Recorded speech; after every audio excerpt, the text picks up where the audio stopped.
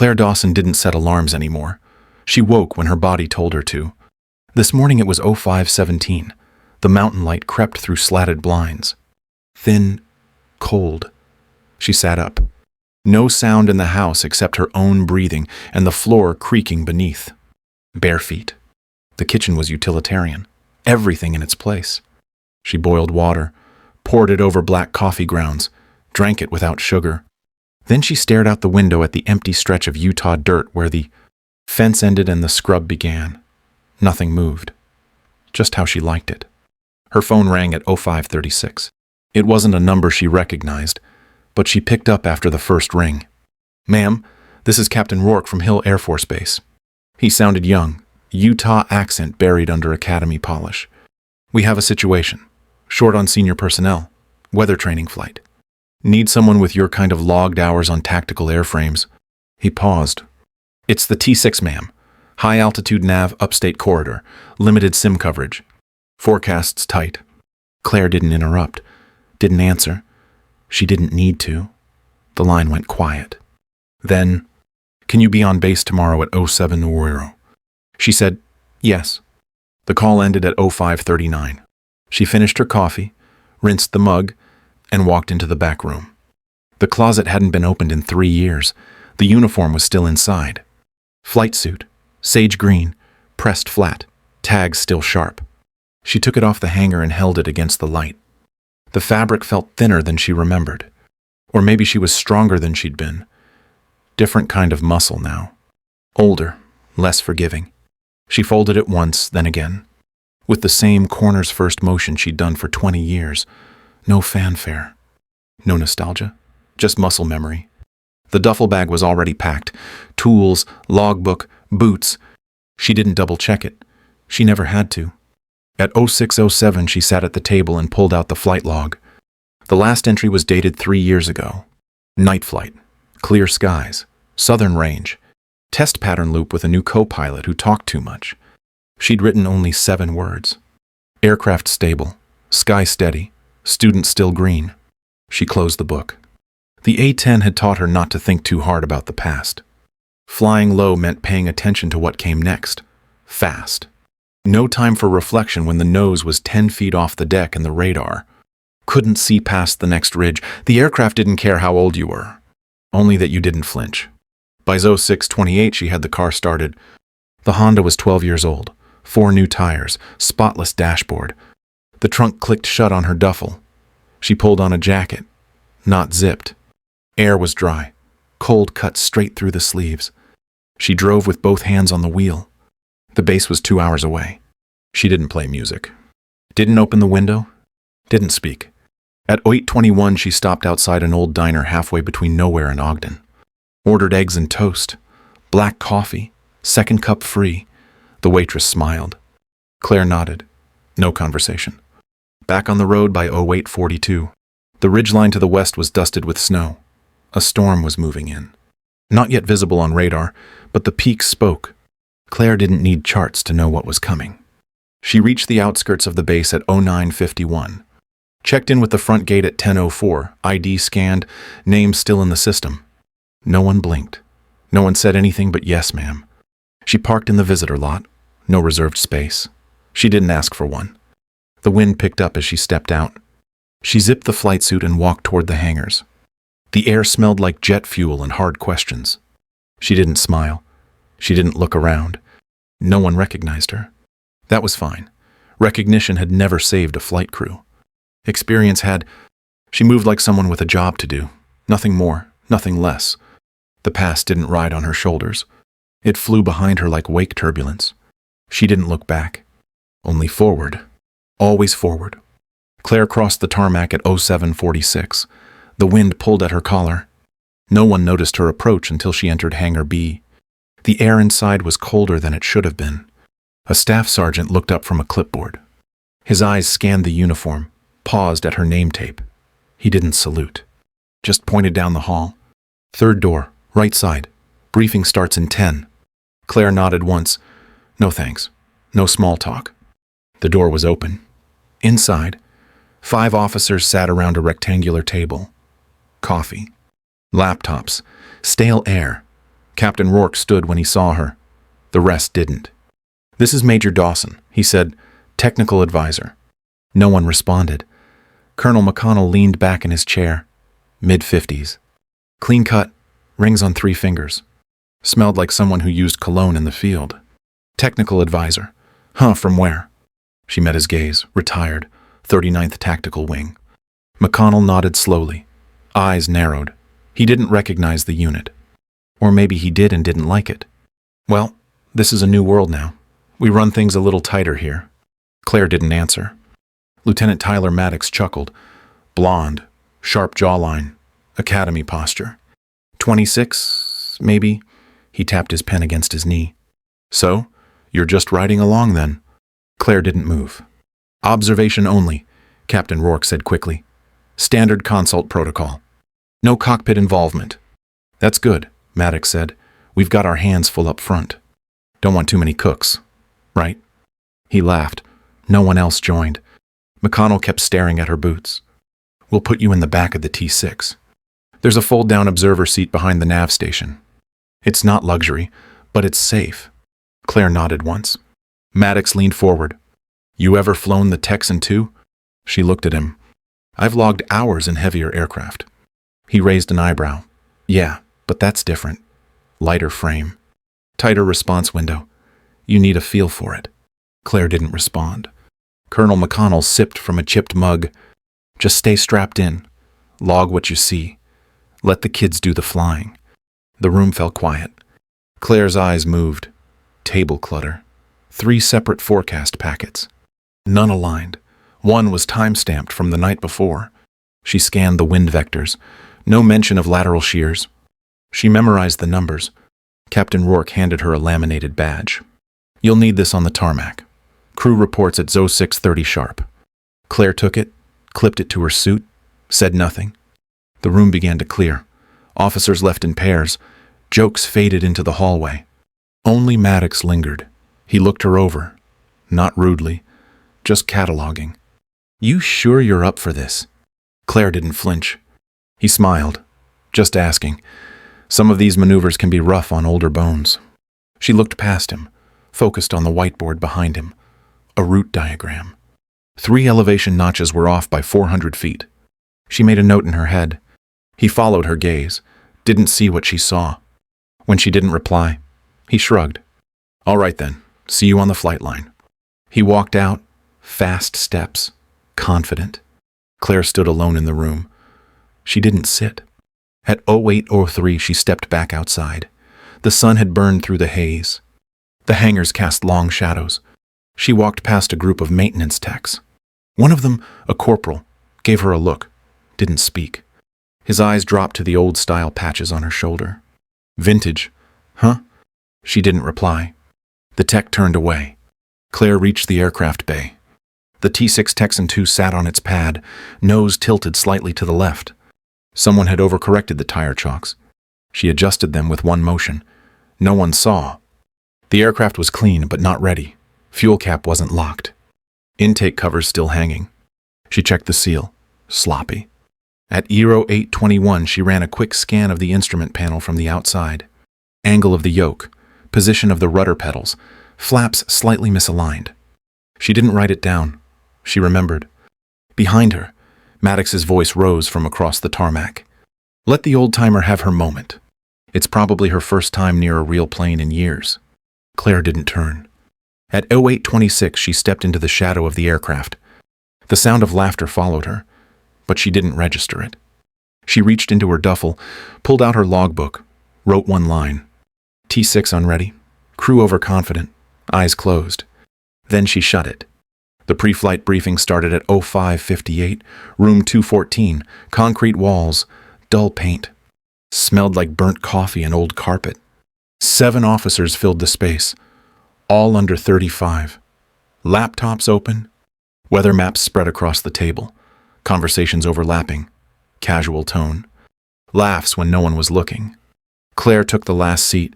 No one greeted her. Maddox ran the slide deck, forecast overlay, wind charts, altimeter spreads. His tone was light, confident, words clipped, practiced. the kind of tone that got applause at flight school. They reviewed a crosswind warning east of Provo. Maddox waved it off. Storm cells drifting south. Won't even clip our path.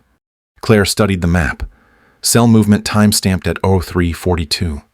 The wind speed had increased 9 knots in the last 60 minutes. She looked at the update time. 04:51. Maddox hadn't mentioned it. She raised her hand slightly. Didn't speak until Rourke nodded. The front is accelerating, she said. Pressure fall is steep. Could shift direct over the mountain corridor. McConnell leaned back, crossed his arms. Weather's always a guess. Major, nothing on here justifies reroute. Claire didn't argue. She marked the data in her notebook. Barometric delta, vorticity index, wind shear variance at 8,000 feet. No one else seemed concerned. Maddox smirked. Worst case, we bounce a little. Claire didn't look at him. Next slide. Alternate landing fields, only one listed Wendover. She noted the distance, fuel margins, no reserve buffer. She marked that, too. Colonel McConnell changed the topic. Secondary radio check protocols. Brief nods from the room. Claire observed the antenna diagram. One redundant path, but the switch relay hadn't been tested since February. No one mentioned it. She wrote that down as well. At 06:17 they wrapped. McConnell clapped once. All right, wheels up 070. Let's make it look sharp. Officers gathered their gear. Claire remained seated. Maddox passed behind her. Hope you brought Dramamine, he said. Texans twitchy and mountain wind. She said nothing. By 06:29 she was alone. She stayed in the room 2 more minutes. Then she moved. Down the hallway, left turn past the readiness bay, into Hangar 4. The T6 sat alone, prepped. Crew chief checking hydraulics. Claire watched from 10 feet back. No interference, just observation. Chief glanced at her. Something wrong, ma'am. She stepped forward. Your nose gear's off by 5 PC. He blinked, checked the tablet, frowned. Thanks. Claire nodded. She circled the aircraft once, not touching, just scanning. Undercarriage bolts, intake seals, pitot tube covers, all clean. No major errors. She returned to her locker. Inside, she changed gloves, pulled on flight boots. Checked the pockets of her suit. Checklist, notepad, pencil stub, everything where it should be. She looked in the mirror, just long enough to confirm her eyes were steady. At 06:45 she walked to the crew line. Maddox and the co-pilot, Levitt, stood beside the aircraft, joking. Levitt wore his headset around his neck, flashy reflective shades. Claire stepped behind them. Neither turned. At 06:52 they boarded. Claire climbed second, didn't need help, didn't wait for invitation. Fold-down observer seat, cramped, no panel, just a safety harness and a narrow view. She sat, strapped in, noted the checklist cadence from the cockpit, fast, skipping redundance. At 06:59 she closed her eyes, breathed once. At 07:00 the engine spun. She didn't speak. She had already said what mattered, and they had chosen not to hear it. The engine spooled at 07:03. The C-12 Huron rolled from the taxi line at 07:07. Nose steady, flaps set at 15 degrees. Crosswind pushing from the northeast, just under 10 knots. Claire sat in the last seat, right side aft of the wing root. The vibration in her boots told her the starboard propeller was running half a percent hotter than the port. She didn't write it down yet. Maddox's voice came from the headset feed. Cleared for departure, runway 22. No tension in his tone. His hands probably rested too light on the yoke. At 07:11 they lifted off, rotation smooth, but early. Angle of attack just above the curve. Claire noted it. Climb out past 4,500 feet. Weather held for 3 minutes. At 07:14 the first signal came. Left rudder trimmed slightly off axis. Claire felt it through her spine, not a jolt. Just a lean that didn't correct. At 07:16 the cabin dipped. Not visibly. Not enough for a chart. Just a fractional pressure drop. Claire blinked once, focused on the hum of the panel overhead. The sound had changed. At 07:19 airspeed stabilized below plan. Maddox adjusted throttle. Claire didn't move. The pitch rebalanced, but only because he overcompensated. The wings flexed slightly. Outer panel loading. At 07:21 she opened her notebook. Noted AOA drift at 6,800 feet. Unstable wind layer. Secondary system not auto-correcting. Outside the window, the clouds moved wrong. Too fast. Too low. She knew the behavior. The front was running faster than forecast. At 0724, they hit mild turbulence. Maddox called it expected. Claire adjusted her harness 2 clicks tighter. The plane settled for 40 seconds, then rolled 6 degrees right. Leavitt's voice, slightly rushed, corrected for wind. But it wasn't wind. Claire knew it. It was sheer, horizontal, not vertical. She wrote it. At 0728, vibration increased. Harmonic buzz in the frame. Not dangerous, but wrong for this airframe at this airspeed. She adjusted her seat. Not out of discomfort, out of habit. Staying braced kept her tuned. At 0730, cloud cover dropped. Visibility now 3,500 feet and narrowing. Ice on the upper layers. No one called it out. Claire circled a note. Flight crew trusting forecast. Aircraft saying otherwise. She didn't speak. She didn't reach forward. She listened. To the metal. To the pitch. To the pressure in her ears. The C-12 was speaking. The crew wasn't listening. At 0732, the pressure dropped again. Not gradual. Sudden. A sharp dip in cabin stability. Claire felt it first in her sinuses. Then in the way the overhead light fixture rattled. Wind shear caught the right wing. The aircraft rolled 3 degrees left, then snapped right. Inside the cockpit, voices rose. Stabilizers lagging. Hold pitch, compensate with trim. Trim's not holding. Claire looked at her altimeter backup. It was falling faster than expected. At 0734, the storm front punched through the western flank. Rain hit like buckshot. Lateral wind vectors exceeded 25 knots. Maddox adjusted throttle. Too much. Overcorrected. The nose pitched too high. Claire's harness bit into her collarbone. The co-pilot swore. His voice cracked. Can't level it. Claire spoke. Once. Reduce throttle. Ride the layer. Don't fight it. No response. Maddox gripped the yoke tighter. We've got it. They didn't. The aircraft hit a pressure wall at 0736. Instant 10-foot drop. Claire's coffee bottle lifted off the floor. Her boots stayed planted. Her pen never stopped moving. AOA unstable. Controls reactive. Crew guessing. She stayed strapped. Still. Watching the altimeter fluctuate like a broken pulse. Maddox muttered something about turbulence protocols. The co-pilot dropped his clipboard. Paper scattered underfoot. At 0737, the right prop lost RPM sync by 3%. Claire heard it. No one else called it out. She noted it. Cabin lights flickered. Not failure. Surge compensation. Weather system now inside flight path. No clean exit. No one acknowledged it. The storm was flying the plane now. At 0739, they hit the first microburst. Claire's shoulder slammed the seat wall. She stayed calm. Up front, Maddox barked at Levitt to check trim again. We're in a hole. We're fine. We're flying it. He wasn't. Claire looked at her panel. Altitude 9,000. Falling. No declaration. She circled the number. Wrote one word. Blind. At 0741, a red light flashed on the backup panel. Claire recognized it. Partial failure in the left side pitot heater. They were flying dirty air with bad airspeed data. Still no correction from the cockpit. At 0742, Claire locked her notepad in place, tightened straps. Checked oxygen mask fitting. Quiet. Mechanical. No wasted motion.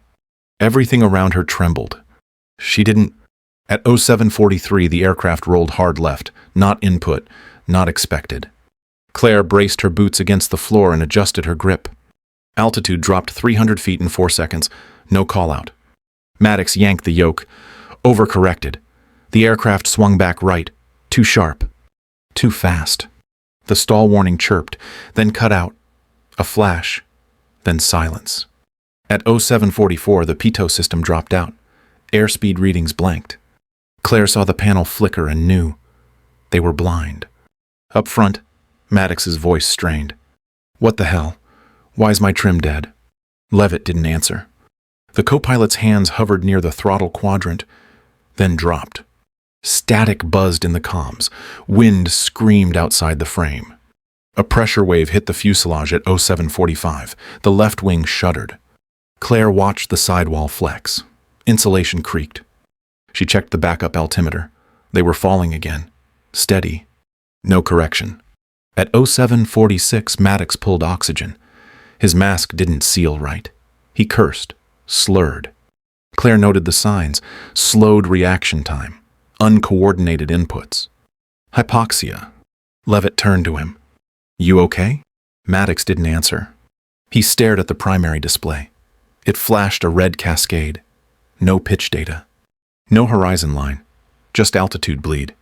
At 07:47, the aircraft banked again. 30 degrees, no warning. The horizon tipped like a slow fall. Claire stayed still. Engine tone dipped. Compressor lag. They were nose low. No one said it. Levitt grabbed the yoke. His hands shook. I can't, it's not responding. Claire's pencil moved. 2 words. Hydraulics compromised. At 07:48, the wind shear rotated again. Tailwind to crosswind. Directional instability. Rudder lagged by half a second. The nose jerked right. Instruments flashed. Caution. Advisory. Silence. Flash again. Maddox's head dipped, his breathing shallow. Claire noted it. At 07:49, the cabin lights pulsed. The APU flickered. Claire knew the logic bus was failing. Not catastrophic. Not yet. The storm wasn't letting go. At 07:50, the aircraft rolled again. Not full spin, but close. Maddox slumped. Levitt froze. The yoke sat dead between them. Claire stared forward. No sound from her. Just the shift in metal. She was already moving inside. Not her hands. Her mind. At 07:50, the cockpit alarms pulsed. A flat, synthetic beep, steady and indifferent. Maddox slouched against the panel. His left hand dangled from the yoke. No pressure, no correction. The plane drifted left, bank angle shallow but unopposed. Levitt stared straight ahead, eyes wide. No hands on the controls. His breathing loud in the intercom. Claire unlatched her harness at 07:51. 1 click. Smooth. She stood in the turbulence. The floor pitched under her boots. She moved forward. No one spoke. She stepped past the crew netting, right hand on the bulkhead for balance. Left knee bent against the aisle sway. Colonel McConnell turned in his jump seat, eyes wide, pale. What the hell? Claire didn't stop. At 07:52, she reached the cockpit. Maddox didn't react. His pupils were slow. Levitt looked back, confused, not resisting. Just vacant. Claire leaned down. I'll take it from here. No discussion, no hesitation. Her voice didn't rise. She pulled Maddox from the seat, one arm under his shoulder, lifted with her legs. He didn't fight.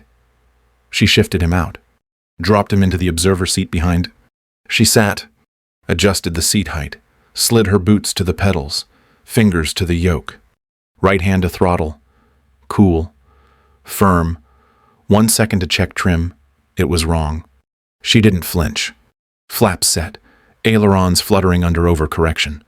Rudder lagging. Left engine showed asymmetry. She adjusted throttle tension. Frame creaked. She exhaled once. Hydraulic pressure low, but stable. Pitot readout still blank. She switched to angle of attack indicator. Better. At 07:53, she pressed the comms button. This is Claire Dawson. I have the aircraft. No confirmation. None needed. She leveled the wings. Nose dipped. She trimmed it back. Just 2 clicks. Smooth. Levitt turned. Jaw moved like he wanted to speak. She didn't look at him. At 07:54, she scanned the altimeter, drop rate slowing. She dialed heading to true north, set a parallel route out of the worst wind. The storm fought her, gusts across the right wing. She countered with pressure, not speed, used the air. The aircraft obeyed. McConnell stood behind her. She ignored him. At 07:55, she spoke one line. Get oxygen on him. Don't talk. McConnell moved. Claire adjusted the yaw. Nose tracked steady. Hands didn't shake. The alarms went quiet.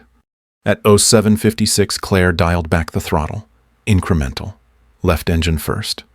Then right, just enough to lower torque without dropping lift. The nose dropped. She compensated with trim. Not automatic. Manual. 2 clicks, then 1. The aircraft steadied, still dropping, but under control. She flipped the stabilization switch, disabled it. No beep. Just a shift in the yoke tension. The aircraft moved like it should. Honest. Clean. Claire's fingers rested on the yoke. Not gripping. Feeling. Air moved around the frame in different voices. Crosswind ticked at the left aileron. She gave it 2 degrees right rudder. Let the plane speak. At 07:57, clouds swirled outside. Low visibility. Horizontal drag. She let the turbulence roll through the body of the aircraft. Didn't fight it. Flew through. Levitt leaned forward. Didn't speak. Just watched. Claire adjusted, heading by 10 degrees east, out of the pressure sink. The vertical rate slowed again. She touched the pedals, trimmed the rudder manually, slight right input. Yaw settled. The altimeter showed 6,900 feet, descent tapering. She set her jaw. Checked the fuel. Burn rate even. No leaks. Still time. At 07:58, the frame jolted again. Claire let her boots absorb the shock. Her hands didn't move. The plane rocked, then righted. She didn't check the panel. She knew what it was. Wind shear plus lift imbalance. She fixed it with touch. She used the clouds like terrain, studied their edges, read their shape. She didn't need to see the horizon. She could feel it. At 07:59, she cycled the flaps to 5 degrees, tested drag response. Stable.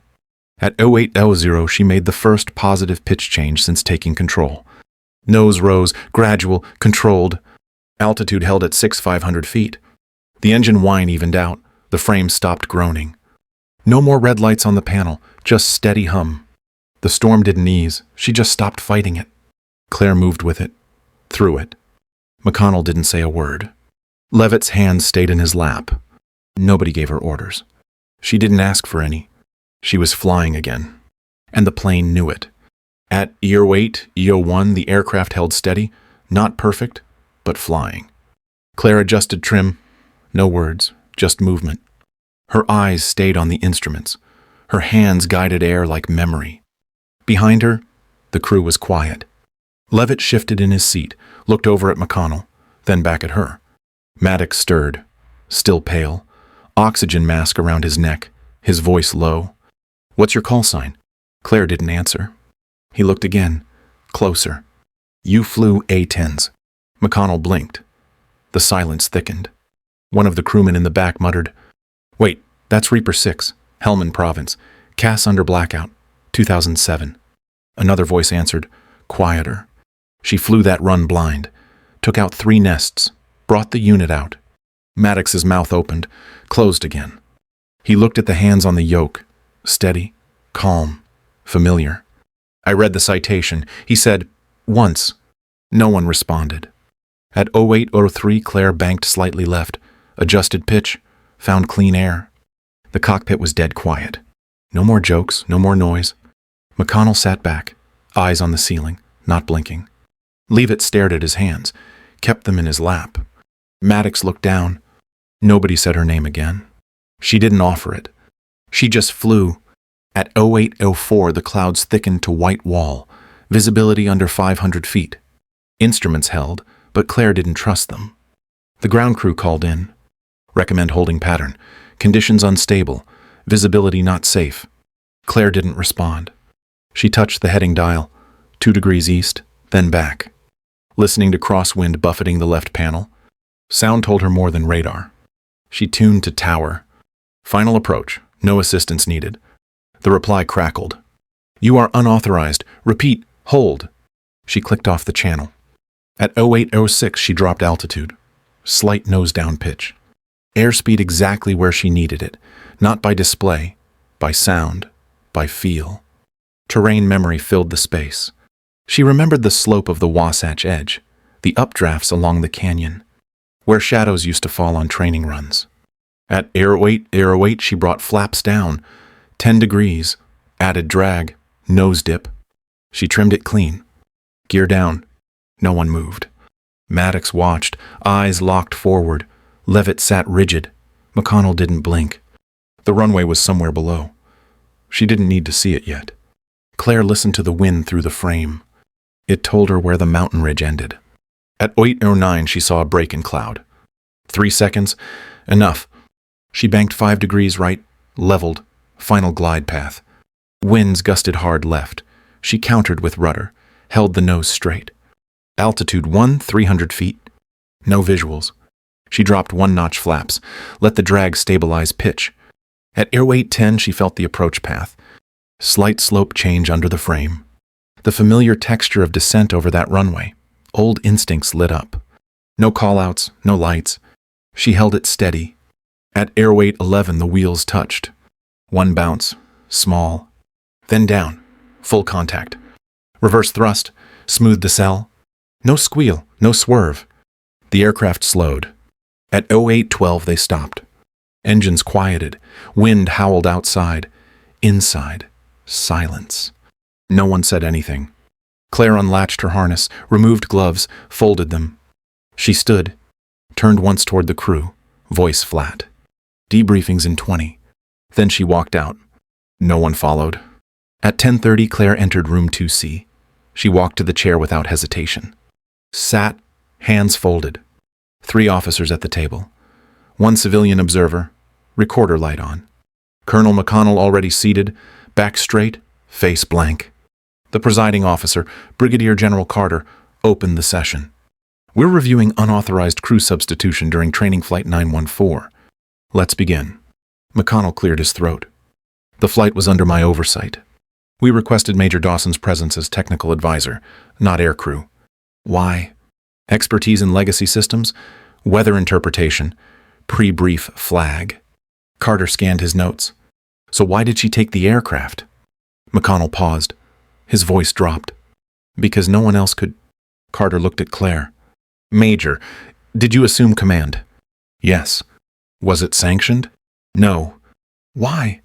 Cockpit had no functional command. Lead pilot was hypoxic. Co-pilot unresponsive. Altimeter showed active descent. No coordination. You made that judgment on your own. Correct. Carter leaned back. Who authorized your entry on this flight? McConnell answered, I did. Claire stayed silent. Another officer tapped on a tablet. We pulled her record. Most of it sealed. He looked up. Reaper 6. Carter raised his head. Helmand Valley. Rescue op under fire. 0 visibility. Manual vector approach. A-10 pilot stayed on station 47 minutes. No systems. Confirmed, sir. Another voice, quieter. That's why she knew the pressure shift. The front patterns, we dismissed her. Maddox stood in the back. Voice clear. No stutter. I failed to recognize her authority. I ignored her calls. I let my ego drive decisions. Carter nodded. That'll be in the record. He turned to Claire again. You're retired. No active clearance. No flight assignment. Why did you act? Aircraft was unstable. Crew compromised. Failure was imminent. You risked court-martial. Claire looked at him. I didn't ask permission to save lives. The room went silent. Recorder light blinked. Carter exhaled. Review board will submit findings in 48 hours. This panel is adjourned. At 11:08, Claire stood. No salute, no closing word. She walked out. At 80, the classroom doors opened. Claire stepped in. Same flight boots, no rank insignia. Just the patch Advanced Tactical Systems, Hill AFB. The room held 20, all in regulation uniform, posture straight, no phones. No idle whispering. Maddox sat front row, eyes forward, pen in hand. Claire didn't introduce herself. She walked to the board, wrote 2 words in block letters. Environmental failure. Turned, faced them. Every hand stayed down. She scanned the room. First lesson. No checklist will save you when the frame starts to lie. What keeps you alive is pattern memory, restraint, and tone response. No one blinked. She paced once, slow, controlled. You won't get awards for decisions made at 9. 0 feet with 1 good system and no confirmation. That's not glory. That's survival. Her tone stayed flat, instructional. No stories, no names. She tapped the board. Most of you think flying is about control. It's not. It's about listening. To the air, to the machine, to yourself. At 0812, she handed out data packets. Case logs, black box readouts, no headline. Just numbers, speeds, wind vectors, reaction times. Each packet stamped Training Series. Charlie. Claire Dawson Method. No one said a word. Claire continued. This course isn't about ego. You'll unlearn half of what you think you know. If you resist, you'll be reassigned. I don't retrain pride. At 08:15, she opened the first module. Day 1, Instrument Loss Protocols. Real cases, no hypotheticals, no simulations. She gave them time to read. Outside, a T6 engine roared down the taxi line. Inside, the air was still. Maddox raised his hand. She nodded. Ma'am, what was the first thing you checked when the nav failed? Claire looked at him. Wind pitch against the panel, then control surface resistance. Left wing lagged. He wrote it down. She moved on. At 08:28, she ended the session. Class dismissed. Next meet at 0600 sharp. No late arrivals. She turned and left. No applause, no farewell. Just quiet scribbles behind her. And a legacy finally understood.